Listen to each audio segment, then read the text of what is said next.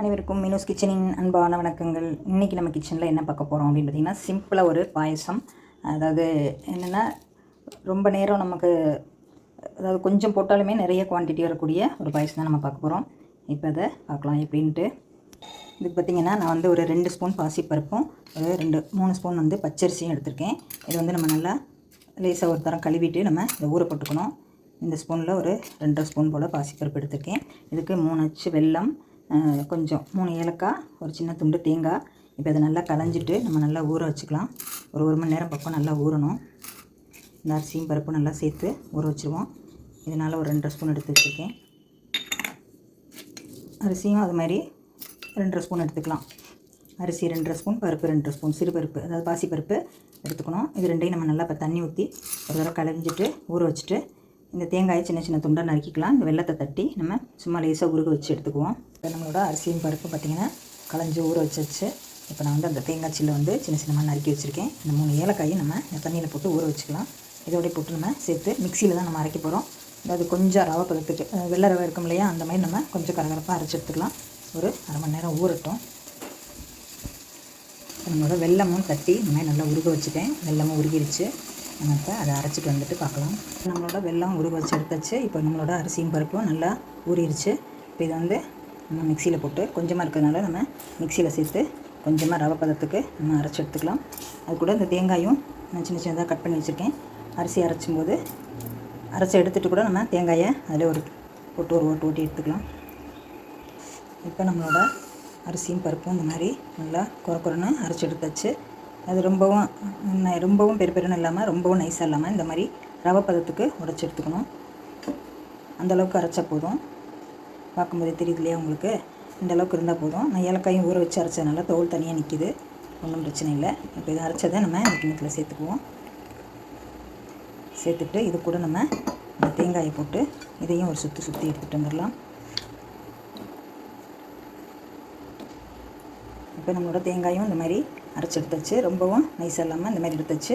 இப்போ நம்மளோட அரிசியுமே இந்த மாதிரி அரைச்சி எடுத்துட்டேன் பாருங்கள். இப்போ வந்து நம்ம ஒரு பாத்திரத்தை அடுப்பில் வச்சுட்டு அதில் ஒரு 1.5 டம்ளர் தண்ணி சேர்த்துக்குவோம். ஒரு 1/2 டம்ளர் எடுத்துக்கிறேன்.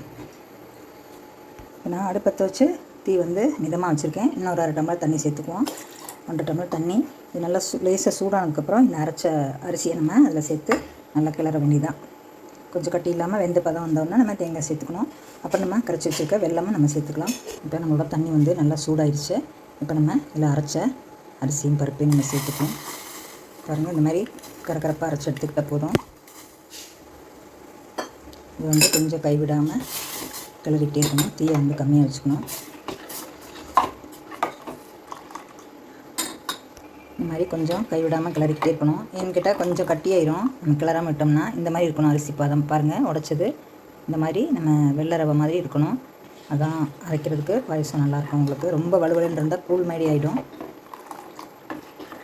தீயை வந்து கம்மியாக வச்சா தான் நிதானமாக நின்று வேகும். தீ கூட இருந்துச்சுன்னா மடமடன்னு சீக்கிரம் கெட்டியாயிருமே தவிர உள்ளே வெந்திருக்காது. அதனால் கொஞ்சம் மிதமாக தீயில் வச்சு நல்லா இந்த மாதிரி கிளறியே விட்டுட்ருக்கோம். அது தண்ணி ரொம்ப கெட்டியான மாதிரி தெரிஞ்சுன்னா இன்னொரு 1/2 டம்ளர் தண்ணி கூட சேர்த்துக்கலாம். நம்ம வந்து இப்போ தேங்காய் அரைச்ச விழுது சேர்க்கணும். அப்புறம் 2வது நம்ம பாகு வேறு வெல்லம் வேறு கரைச்சி வச்சுருக்கோம், அதுவும் சேர்க்கணும். அதனால் கொஞ்சம் கெட்டியானோன்னு நம்ம அதெல்லாம் சேர்த்துக்கலாம். சீக்கிரம் ஒரு கொதியில் இது வெந்துடும். ஏன்னா அரிசி நொய்யாக இருக்கிறதுனால சீக்கிரம் வெந்துடும்.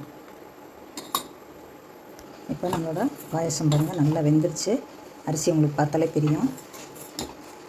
நான் வந்து பச்சை பருப்பு வந்து அப்படியே வறுக்காமல் தான் சேர்த்துருக்கேன். நீங்கள் வந்து உங்களுக்கு வேணும்னா நீங்கள் வறுத்துட்டு கூட சேர்த்துக்கலாம். நான் பச்சையாக தான் போட்டிருக்கேன். இந்த மாதிரி அரிசி நல்லா வெந்துருச்சு பாருங்கள். இப்போ வந்து நம்ம இந்த அரைச்ச தேங்காயை சேர்த்துக்குவோம், வெல்லமும் சேர்த்துக்குவோம். இப்போ நான் அரைச்சி வச்ச தேங்காயை சேர்த்துட்டு கொஞ்சம் தண்ணி கழுவி சேர்த்துட்டேன்.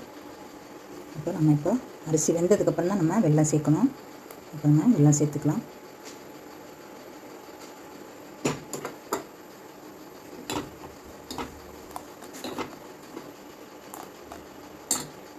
இப்போ நான் எடுத்து வச்ச வெல்லம் எல்லாமே சேர்த்துட்டேன். ஏன்னா இந்த இனிப்பு உங்களுக்கு கரெக்டாக இருக்கும். இந்த அச்சில் 3 அச்சு போட்டுக்கணும். இல்லைன்னா உங்களுக்கு ஒரு 150 கிராம் வெல்லம் சேர்த்துக்கலாம்.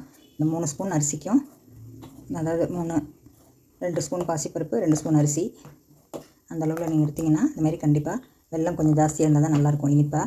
நம்ம அம்பாளுக்கு செய்யும்போது எப்போவுமே வெல்லம் சேர்த்து நைவேத்தியம் பண்ணுறது ரொம்ப நல்லது.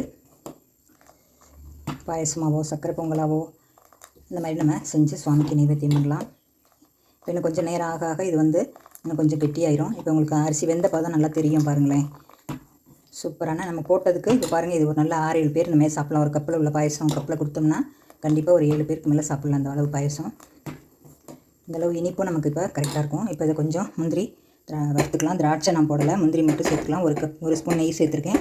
இப்போ இந்த எடுத்து வச்ச முந்திரியை நம்ம வறுத்துக்கலாம். இப்போ நம்மளோட பாயசத்துக்கு நம்ம அடுப்பு அமுத்தி வச்சு இப்போ பாருங்கள் எப்படி நல்லா சூப்பராக வெந்து வந்திருக்கு. இன்னும் இருக்க அது நல்லா கெட்டியாகும். இப்போ நம்மளோட வறுத்து வச்ச முந்திரியை இந்த நெய்யோடு நம்ம இப்படி சேர்த்துக்கலாம். அவ்வளோதான், நம்மளோட சூப்பரான அரிசி பருப்பு பாயசம் சூப்பராக ரெடி ஆயிடுச்சு. இப்போ நம்ம பவுலில் மாற்றிக்கலாம்.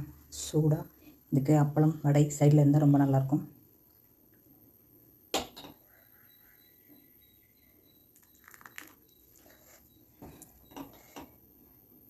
வீட்டில் கெஸ்ட் வந்துட்டாங்கன்னா இந்த மாதிரி பண்ணி பாருங்கள். பாயசம் நல்லா இழுத்து உங்களுக்கு நிறைய கொடுக்கும்.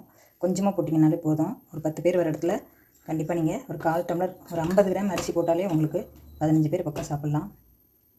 சூப்பரான நம்மளோட அரிசி பருப்பு ஊற வச்சு அரைச்சி எடுத்த சூப்பரான தேங்காய் சேர்த்த பாயசம், வெள்ளை பாயசம் அருமையாக ரெடி ஆயிடுச்சு. அம்பாளுக்கு இதை நைவேத்தியம் பண்ணுறதுக்கு சூப்பராக இருக்கும். வெள்ளம் வாசமோடு இப்படி சுவாமிக்கு படைக்கலாம். நம்மளோட சூப்பரான டேஸ்டியான சிம்பிளான பாயசம் இருக்க இன்க்ரீடியன்ஸ் வச்சு நம்ம சிம்பிளாக இந்த மாதிரி செய்யலாம். ஜவரிசியோ சேமியாவோ வீட்டில் இல்லாத நேரத்தில் இந்த மாதிரி எப்படி நமக்கு அரிசி பருப்பெல்லாம் வீட்டில் வச்சுருப்போம். கண்டிப்பாக 2 ஸ்பூன் எடுத்து போட்டு அரைச்சிட்டு இந்த மாதிரி பாயசம் செய்யுங்க. ரொம்ப சூப்பராக இருக்கும், டேஸ்ட்டு ரொம்ப நல்லாயிருக்கும். ஓகே ஃப்ரெண்ட்ஸ், இந்த வீடியோ பிடிச்சிருந்தால் லைக் பண்ணி ஷேர் பண்ணி கமெண்ட்ஸ் பண்ணுங்கள், சப்ஸ்கிரைப் பண்ணுங்கள். ஃப்ரெண்ட்ஸ் அனைவருக்கும் ஆடி வெள்ளியின் சிறப்பான வாழ்த்துக்கள். வாழ்க வளமுடன். அனைவருக்கும் நன்றி. அடுத்த வீடியோவில் பார்க்கலாம்.